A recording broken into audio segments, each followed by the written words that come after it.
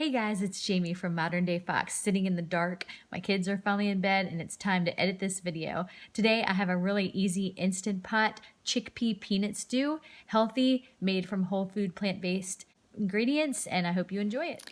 Okay, so the first thing that we're going to do is set the pot to saute, and then we are going to take our half cup of diced onions and add it to the pot, and also a tablespoon of garlic minced.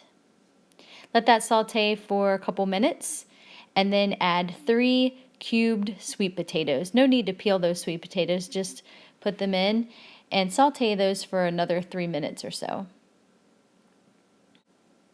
Next we'll add our spices, 1 tablespoon of coriander, followed by 1 teaspoon of turmeric, 1 teaspoon of salt, and then a half a teaspoon of cayenne pepper.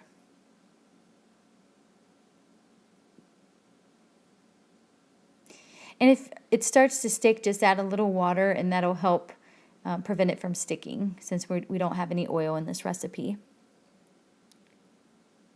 Next we're going to turn the pot off, and then we're going to add 1 can of diced tomatoes.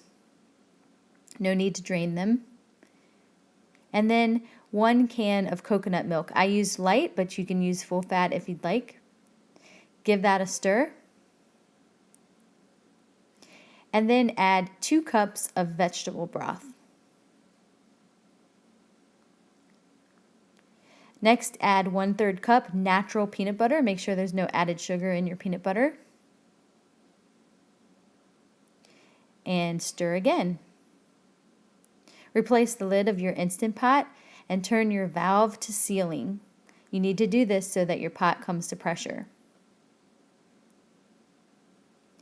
Set your pot to manual, high pressure for 5 minutes.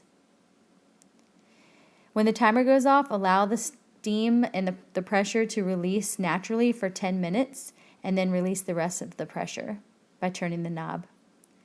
Take the lid off and give your stew a stir.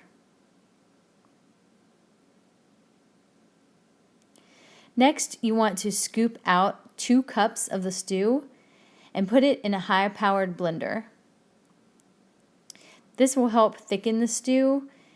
So we just take a little bit out, and the potatoes, once they're pureed down, it'll help make a thicker broth for the stew. It only takes about 30 seconds or so to puree it until it's smooth. And once it's smooth, just pour it right back into your stew. Next, we're going to take our garbanzo beans, also known as chickpeas, rinse and drain those, and then pour them back into your stew.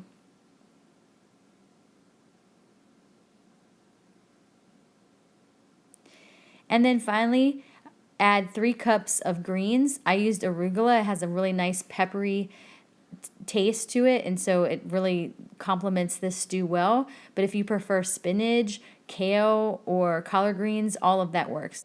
Just make sure that you trim the stems off of your kale and collard greens if you use those. Once they've wilted down into your stew, it's ready to serve. If you like this video, please give it a thumbs up. The recipe will be in the description of this video. You can visit me on moderndayfox.com and on Facebook and Instagram.